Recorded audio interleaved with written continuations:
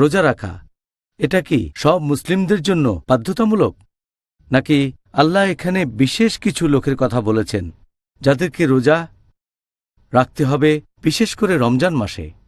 আলহামদুলিল্লাহ, ওয়াসসালাতু ওয়াসসালাম আলা রাসূলিল্লাহ ওয়া আলা আলিহি ওয়া সাহবিহি আজমাইন। কোনো লোকের জন্য রোজা রাখা বাধ্যতামূলক হতে গেলে অবশ্যই তাকে 5টা শর্ত পূরণ করতে হবে।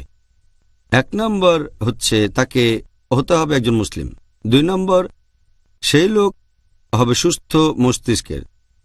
3 নম্বর তাকে অবশ্যই সাবালক অথবা সাবালিকা হতে হবে, তার মানে তাকে প্রাপ্তবয়স্ক হতে হবে। 4 নম্বর তাকে হতে হবে স্বাস্থ্যবান।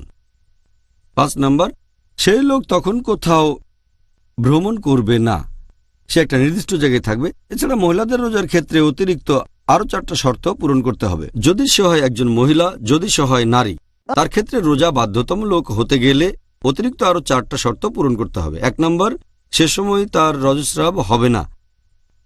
এছাড়াও এ সময় প্রসব পরবর্তীকালীন রক্তস্রাবও হবে না। বাচ্চাকে নিজে দুধ খাওয়াবে না অথবা গর্ভবতী থাকবে না। তাহলে মহিলাদের ক্ষেত্রে এই সময় 9টা শর্তের সবগুলো পূরণ হলে তখন তার জন্য রোজা বাধ্যতামূলক হবে। আর পুরুষদের ক্ষেত্রে প্রথম 5টা শর্ত পূরণ হলে রমজান মাসে রোজা রাখা তাদের জন্য বাধ্যতামূলক হয়ে যাবে।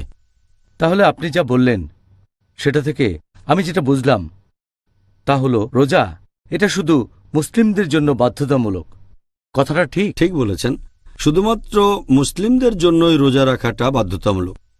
কোনো অমুসলিম বা অবিশ্বাসীদের জন্য রোজা রাখা বাধ্যতামূলক না। এর কারণ হচ্ছে আল্লাহ সুবহানাহু ওয়া তাআলা বলেছেন পবিত্র কোরআনে সূরা নূর অধ্যায় নম্বর 24 আয়াত নম্বর 39 যে একজন অবিশ্বাসীর কাজ, তার মানে যে অমুসলিম, একজন অবিশ্বাসীর কাজ হলো মরুভূমির মধ্যে মরীচিকার মতো। তৃষ্ণার্ত লোক মনে করে সেখানে পানি আছে, কিন্তু যখন পৌঁছায় তখন দেখে যে কোনো পানি নেই, কিন্তু সেখানে পাবে আল্লাহকে। তখন আল্লাহ তার কর্মফল পূর্ণমাত্রায় দেবেন এবং আল্লাহ তাআলা হিসাব গ্রহণে তৎপর। তার মানে পরকালের জীবনে অবিশ্বাসীরা তাদের কাজের ফল কোনো ভালো কিছু পাবে না এবং আল্লাহ হিসাব গ্রহণে তৎপর। তাহলে অবিশ্বাসীদের সব কাজগুলোই পরকালের জীবনে মূল্যহীন, কারণ প্রত্যেকটা কাজের শুরুতেই থাকতে হবে নিয়ত। আর এটা নিয়ে আলোচনা করেছি গতকাল যে কারো রোজা কবুল করার ক্ষেত্রে অন্যতম গুরুত্বপূর্ণ একটা শর্ত নিয়ত, তার মানে উদ্দেশ্য। আর উদ্দেশ্য হবে এই রোজাটা শুধুমাত্র আল্লাহ সুবহানাহু ওয়া তাআলার জন্য, অন্য কারোর জন্য নয়। তাহলে একজন অমুসলিম, একজন অবিশ্বাসী যে আল্লাহ সুবহানাহু ওয়া তাআলাকে বিশ্বাস করে না, সে যে আল্লাহ সুবহানাহু ওয়া তাআলার জন্য নিয়ত করে রোজা রাখবে এমন প্রশ্ন আসবে না। এই কারণে অবিশ্বাসীদের জন্য রোজা রাখাটা বাধ্যতামূলক না। যদি সে নিয়ত ছাড়া রোজা রাখে তাহলে সেটা অযথা উপোস করাই হবে, কিন্তু ইবাদত হবে না। ইসলাম ধর্ম অনুযায়ী যে রোজাটা সেটা পালন করা হবে না। সেজন্য নিয়ত বা উদ্দেশ্য খুবই গুরুত্বপূর্ণ।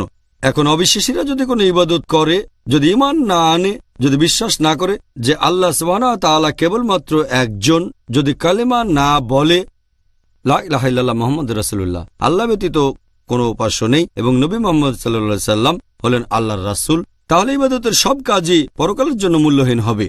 তবে যখনই একজন অবিশ্বাসী, যে লোক মুসলিম নয়, সে ইসলাম গ্রহণ করলে তার জন্য এটা বাধ্যতামূলক হবে। যদি ইসলাম গ্রহণ করে রমজান মাসের মাঝামাঝি, তাহলে তখন থেকেই শুরু করে রোজা রাখা তার জন্য বাধ্যতামূলক। তবে তার অতীত সেটা আল্লাহ হিসাব করবেন না।